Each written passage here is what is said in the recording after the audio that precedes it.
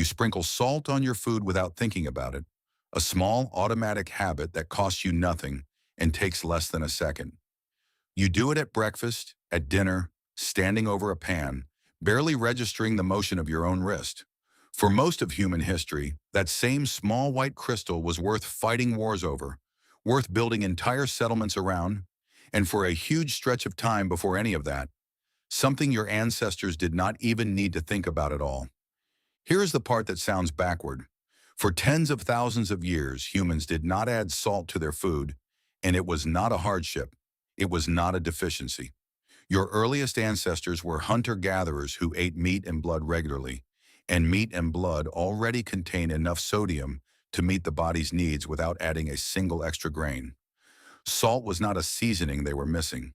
It was already inside the animal they had just killed. That changes everything about when the real story of salt begins. It does not start with early humans craving flavor. It starts later, with a shift in what people were eating in the first place. Around 10,000 years ago, as populations across parts of Europe and the Near East moved toward farming, diets shifted heavily toward grains and plants, foods that are naturally far lower in sodium than meat and blood. Evolutionary nutrition researcher Lauren Cordain of Colorado State University, who spent years comparing the nutrient composition of traditional hunter-gatherer diets against modern agricultural ones, found that this shift represented one of the most dramatic dietary changes in the entire span of human evolution, sodium included. A species that had never needed to search for salt suddenly did. Archaeologist Olivier Weller of the French National Center for Scientific Research has spent years excavating one of the clearest answers to what people did next. At Poiana, Slatinei, near the village of Lunca in Romania, Weller's team uncovered evidence of salt spring exploitation dating back to roughly 6050 BC, among the oldest known salt production sites in Europe. People here were not simply drinking naturally salty spring water.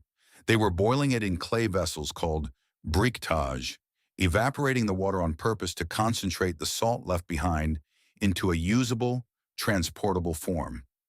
This was not an accident discovered once.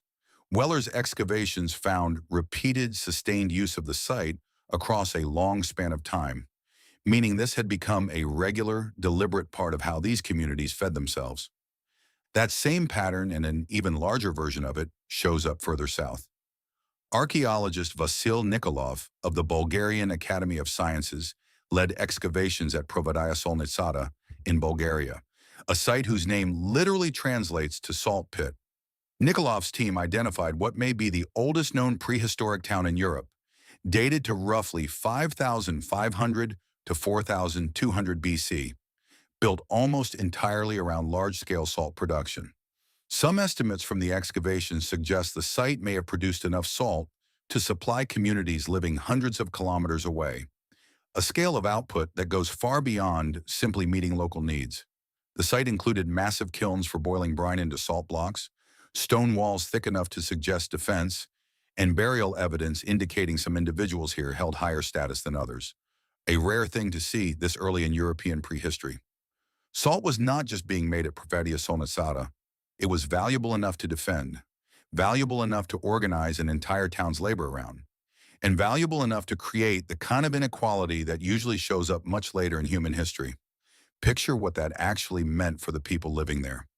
Not a shaker on a table. A hearth fire kept burning for hours under a clay vessel of brine, someone tending it patiently as the liquid slowly reduced, leaving behind a small crust of white crystals that represented real hours of labor. That crust could be traded to a neighboring community for grain, tools, or livestock, a substance that recent hunter-gatherer ancestors had gotten for free inside. Their meat had become, within a few thousand years, something worth building fortified walls to protect. That value did not fade as centuries passed. It grew into entire economies. Dedicated overland routes known as salt roads carried blocks of salt from production sites like Provadia-Solnitsata across Europe to communities who had no local source of their own, sometimes over hundreds of miles of difficult terrain.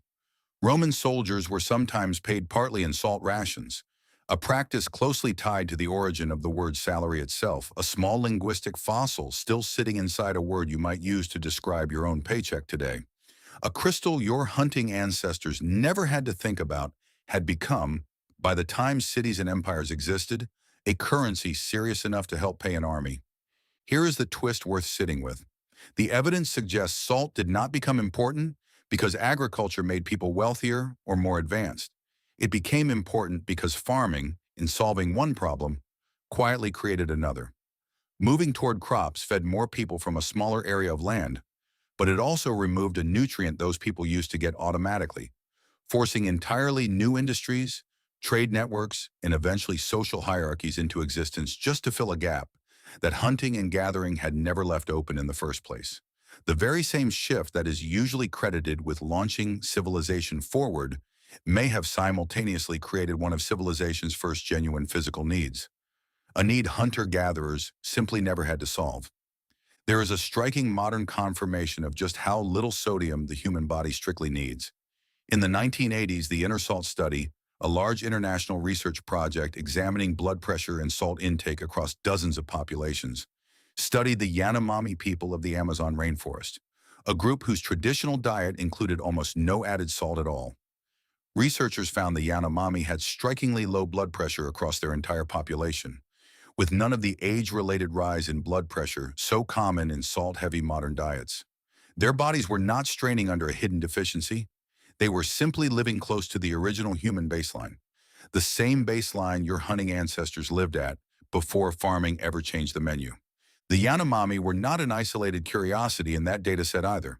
Intersalt researchers compared measurements across 52 population centers worldwide, and the populations with the lowest sodium intake consistently showed the flattest blood pressure curves as people aged, while populations eating the most salt showed the steepest rise. The pattern held up again and again, across different continents and different diets, all pointing back to the same underlying story. The human body appears calibrated for a level of sodium that sits far below what most modern diets now provide every single day. You sprinkle salt on your food without thinking about it, a habit so small it barely registers.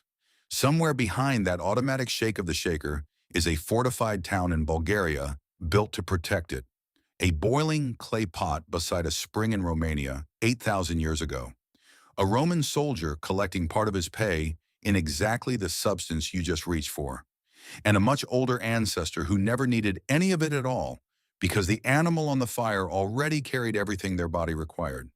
That last part might be the strangest piece of the whole story. The habit feels ancient and automatic precisely because it is old, but not because it goes back to the very beginning of your species. It goes back to the moment your ancestors stopped hunting as often and started farming instead. A single dietary turn that quietly created a need, an industry, a currency, and eventually a habit small enough to survive completely unnoticed at your own dinner table thousands of years later. The next time your hand reaches for the shaker without a second thought, that motion is not really so simple. It is the tail end of a chain that runs through Roman paychecks, fortified Bulgarian salt towns, a boiling clay pot in Romania, and further back than any of that, an ancestor by a fire who never once had to reach for anything at all. Hi. If stories like this one make you see your own everyday life differently, hit subscribe. A new story from the deep past goes up every week.